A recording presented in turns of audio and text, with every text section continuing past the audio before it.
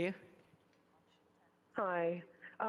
So with this Prop 28 funding, you have to treat this in all services and make decisions that won't further harm our kids. As I've shared, my son is still suffering from school closures a decade ago. He's been learning online for more than 5 years. And I also want to let you know I had him post an e-comment, and then I put emojis next to it. So that's his e-comment asking for help for him, and I'm asking for help for him and all students, especially those without a voice, because taking $1 million away from music and arts could have serviced thousands of students at many school sites, and it didn't even resolve the lab problem. So I just want to particularly also thank Director Hutchinson for letting me know this item was on the agenda.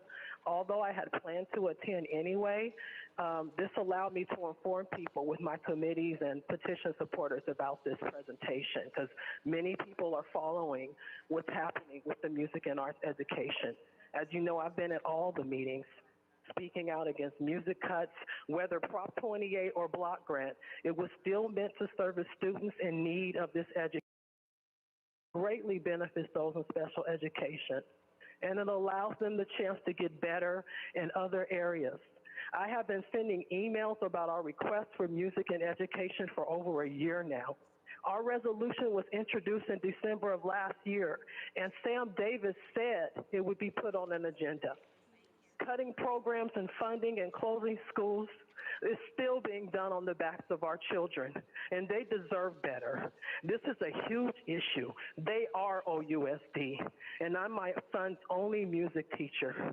He needs a team of people helping him to get lives. Their future is at stake. Thank you, Ms. Haynes. Thank you. Are there any other speakers? All public commenters' names for this item have been called. Okay, thank you.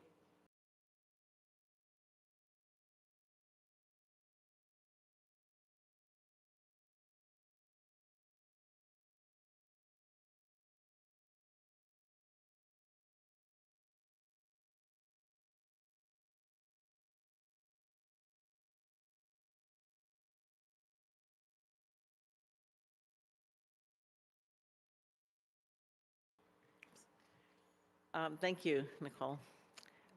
Next up is S7, Proposition 28, Arts and Music in Schools, Annual Report, School Year 24-25, Chief Academic Officer. And can we have a motion to adopt this? Here to talk about the work that's going on with Prop 28 and our arts programs in general. And so this is an annual report. You'll get this once a year around this time that will talk about Prop 28 and the expenditures and impact on students. So I will take a few minutes to talk tonight about, you know what? I have a clicker, don't I? There we go. To take a few minutes to talk about the elementary and secondary programs, a little bit about Prop 28, which is Arts and Music in Schools, or AMS. I may change those up from time to time, but it's the same funding source. And then also the impact of those programs. So as we move on.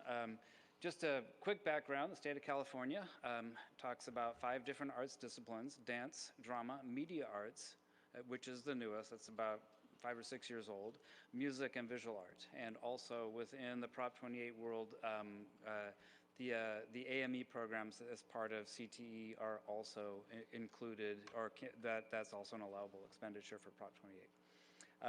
Schools can select from any of these VAPA disciplines for their programming, and schools get to choose. And that's part of the site-based nature of Prop 28. Let's see here. So I'll talk a little bit about elementary programs, and just to give you a broader context of the arts programs in our elementary schools. Every school is given an allocation for an arts program sufficient to teach every student in the school at least 50 minutes of an art every week. And that's actually pretty exciting. That is something, when I can say that every student in our elementary school gets an art class from a certificated teacher, is is an amazing thing. It shouldn't be, but it is. We haven't been able to say that since sometime in the 80s. So we've made some progress to get to every kid in elementary, and we're actually really excited about that. The other options that schools have for arts programs is they can, EEIP positions are used in a variety of ways by schools. Some will choose PE, some will choose science, they'll do different things. And some of our schools choose art. So in essence, you get double art if you made that choice. And then beyond that, there are site-based funds or site-directed funds that schools can use to expand their arts programs. And it would include anything from, PTA grants, discretionary funds, and Prop 28 is part of that as well. So the programming that I talked about with the allocation is before Prop 28. So Prop 28 exists beyond that. All right, our secondary visual and performing arts programs, all schools have visual and performing arts programs. And staffing allocations for that are also made based on the size of the school, and electives are now included in that allocation formula. The OUSD graduation requirements, UCCSU requirements also require 1 year of fine arts. In our high schools. And then again, schools get to determine the courses that best meet the needs of that school.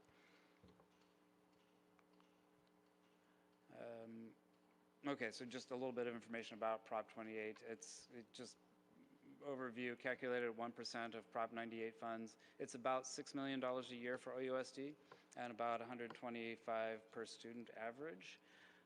There's more for Title I students. At least 80% must be spent on a staff position. That can be certificated or classified. It is up to 19% can be used. You can use 100% on staffing, but up to 19% can be used for equipment, materials, professional development, partnerships, whatever other things that may will support the arts programs of that school. And 1% is used for administrative costs that we use to provide support to our schools and also compliance for Prop 28 expenditures. So, and then again, funds are to supplement, not supplant, and I've already said schools determine. So those are, that's a quick overview of our of how Prop 28, the big components of the law. Okay. Onto expenditures. So the slide you see in front of you now is non-Prop 28 funding. And so if you can see, there's actually been growth every year and prior to that, but from 22 through this school year, we have expended more each year. And then if you add Prop 28 on top of that, that's the blue area on top, and that is actually the funding profile, and that's how it should look. When we talk about supplanting at the state, with the state definition, it is how do I describe it? It is a district-wide lens and it's a fiscal lens. So as long as we are spending equal to or more each year, we can access Prop 28 and we would not be supplanting. So that's based on the state's definition of supplant. So that's the image we want to see every year. And this is just a quick breakdown of the disciplines and how they have grown. This is just FTEs.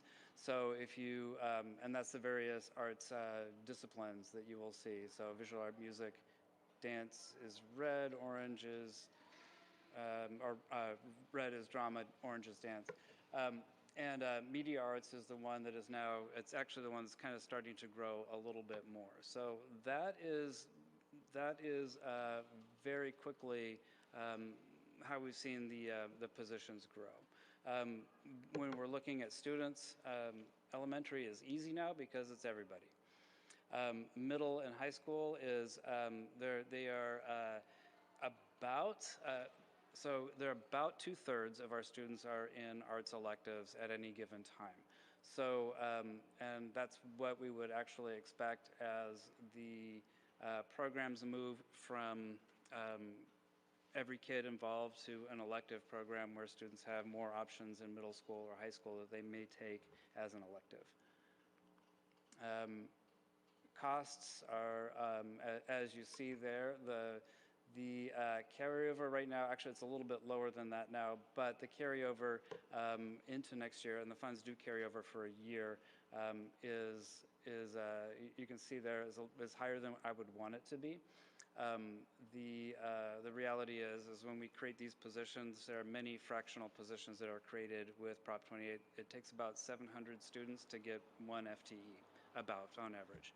So our smaller schools have a hard time creating positions, and so there's a lot of fractionals, and they're very difficult to staff. But we do, as we can, work with those schools to try to broker those positions together. So if we find two that will fit with content, and two that will fit with schedule, and two that will fit with the FTE available, then we try to match them up and see if they can share a teacher. But that is okay. That's about it. So again, the ask of the board is to approve the Prop 28 report. That's an annual report that we have to do every year, and at this point, thank you very much. And if you have any questions, I'd be happy to answer them. Thank you. Are there any public comments? Yes, Madam President. For this item, we have Sada Olakbala and Sheila Haynes. And I believe Sheila Haynes is online, correct? Can everyone hear me? Yes, we can hear you. Yeah, so I said most of what I meant to say earlier, and there's a real shortage in music. Only 25% of students with IEPs even receive that service. The fact that money is being carried over, there's just no staff available to accommodate the students, and there has to be a priority. I mean, we continue to ask the board to prioritize the funding and the services that our students need. So I'm just hoping that you will take a look at all of the trauma and harm that's been caused over the years to all of these students. The time is ticking for my son and everyone that's been harmed already to get better.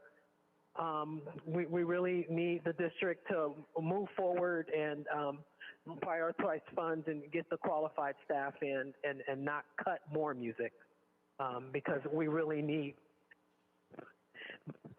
I'm speaking for those that can't speak for themselves, they need this ongoing consistency in order to even try to get better in other areas of their development. And my son's at a critical stage right now.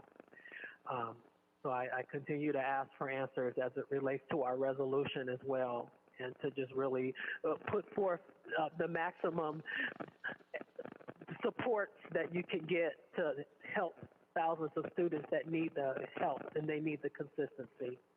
And please get back to me. Thank you. Thank you. Are there any board comments? I just had one quick question. Are we maxing out the amount of money for which we're eligible through Prop 28? Is that where the carryover is coming from and we're not using it all, or is there more? Oh, we didn't use all of the money this year, and so it's carried over to next year.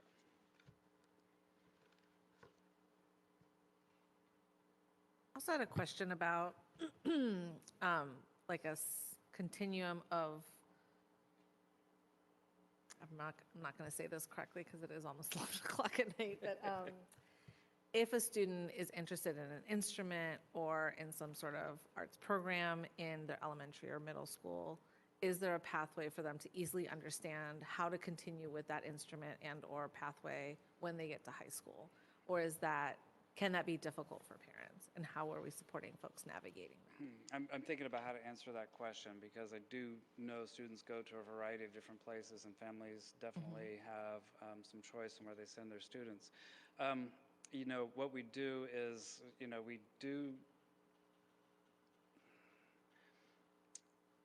how do I'm trying to think about how best to answer this question. I'm not really sure. I think that what we typically do is put out to the community where these programs are so that parents know where to send students. And I don't know if that fully answers your question, but that's how we're currently handling that issue.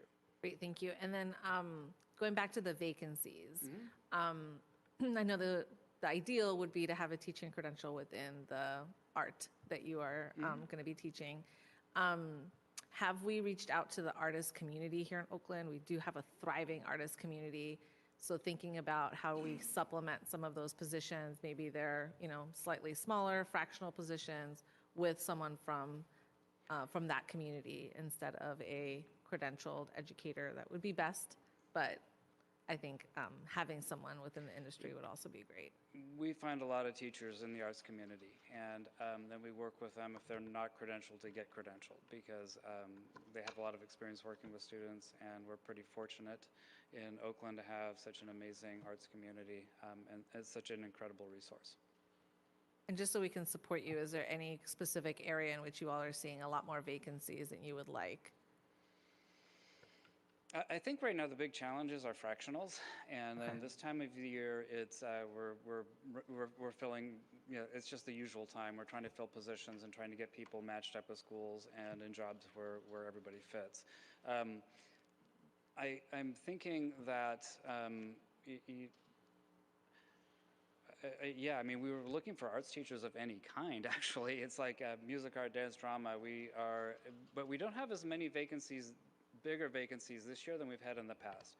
Do we still have these little pieces? Yes. And so ultimately what happens is, we get somebody in at a point 8, and then I go running around trying to find out where there's a point 2 that might match, and can we make that happen? That's kind of the way I work with our schools to figure out how to maximize the coverage of our teachers. Ideally, we wouldn't have teachers that would need to be itinerant, but I think that's going to be, we're always going to have some. Great. And just as a for later, or if you could send us information, I would also love to know how many students with IEPs are part of our VAPA programs across the district, and our foster youth as well. Because I think, again, and newcomers, as we think about like what is bringing kids to school, I hear about sports a lot. I hear about after-school programs. I personally think that VAPA is also a way to draw students and keep students in. And so I'm wondering about those smaller populations of students. Yeah, we could certainly generate some of that information. That shouldn't be too difficult. Yeah, certainly was for me. So.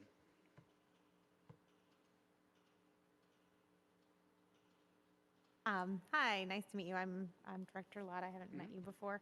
I maybe to piggyback slightly off of Director Bachelor's point around our students with IEPs and moderate to extensive needs. The CAC, I know, had a presentation about access to VAPA for elementary and secondary students at the March 10th meeting. And I know you weren't able to attend, but we kind of discussed your slides and got the information later. I'm curious about a couple of things because one, I know Ms. Haynes is speaking at the board as an individual, but she is a CAC member as well. And so I think the concerns that I just want to lift up are that without investing in accessibility, there is no real inclusion. And so I think I just want to ask, I know that there was a comment from, I think it was your team, about there being a RAD dashboard that was going to be available within the upcoming weeks. And again, this was in March, around the inclusion of students with IEPs, students in self-contained programs for VAPA. So I'm curious if you have an update about that. The second thing is, with the materials and staffing, and also looking at kind of how we can be more creative with actually funding accessibility, because I know that just putting students in a VAPA class, even if it's a certificated teacher, often those teachers' caseloads are enormous. Most elementary school students, right, their teachers have a classroom of 24, 25, 20, but if you're if you're the art teacher at a school of 700, your caseload is 700, and maybe you're also getting the the SCP students. Maybe you're also seeing pre-K, and so I think I just wonder what your plan is to kind of support true, like kind of kind of maybe more creatively using some of those resources to fully fund inclusion. Thank you. Okay. A lot of questions, sorry. Yeah, long question. I do work pretty closely with our SPED partners as well, and so certainly when it comes to professional development, we're connecting around those things so that we can provide some of that additional support for our teachers in that regard. But your point is well taken. I think that finding the appropriate supports for our students with special needs is something that's really important to me, but I think it's also really important for our entire community. So. I think that, and certainly our Prop 28 funds can be used for those kinds of supports. We're going to add some, I think we've got some IAs that are coming at both Oakland High and Skyline to help support some of our classes with a high percentage of students with IEPs in them. And we do have quite a few students with IEPs in our arts program. So that is something that I don't understand exactly the reason why we have that, but we do.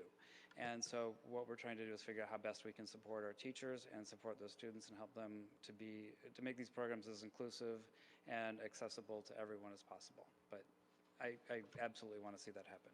Yeah, I think the I think that's an interesting pilot, and then I think just kind of if there's something for all grade spans to have more support sure.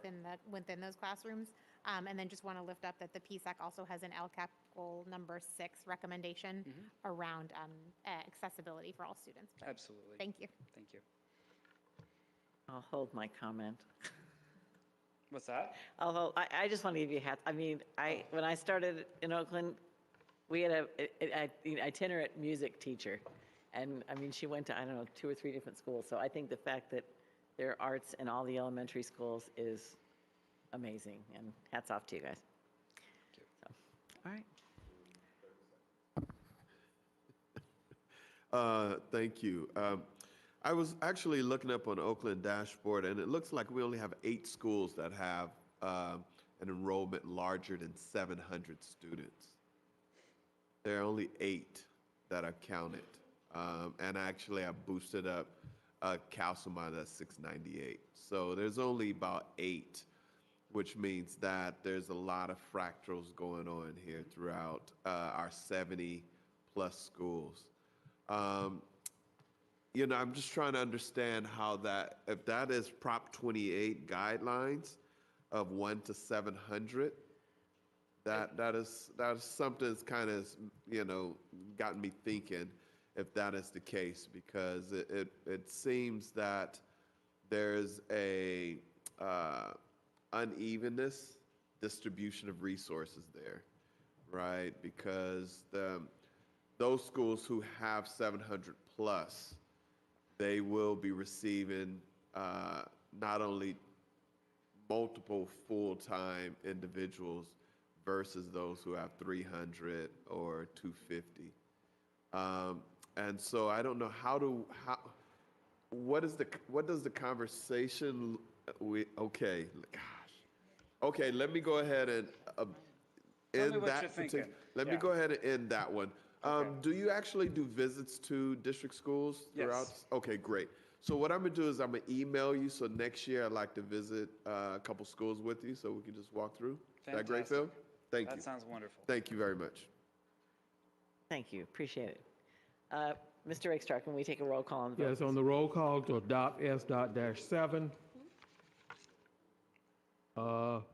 Director Lauder, Yes. Director Williams, Present, sir. no. Yes or no? Yes. Director Barry, Yes. Director Thompson, Yes. Student Directors and Director Hudson are absent, Vice President Batchelor, Yes. and President Brohard. Yes. Motion's adopted. Thank you. Thank you. Okay, thanks. Okay, I'm going to move that we take items S8, application for provisional internship permit,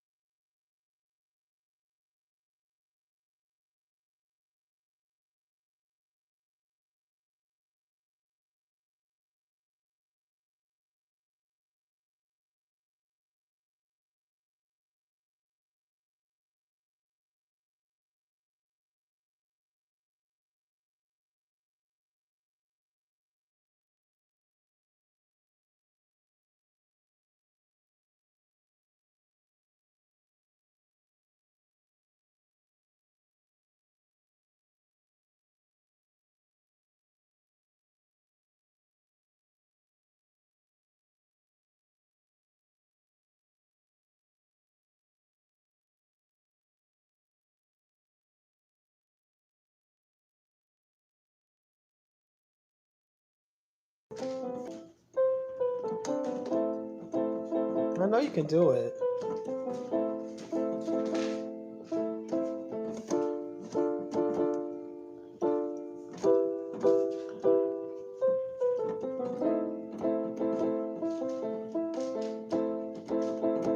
Look, come here.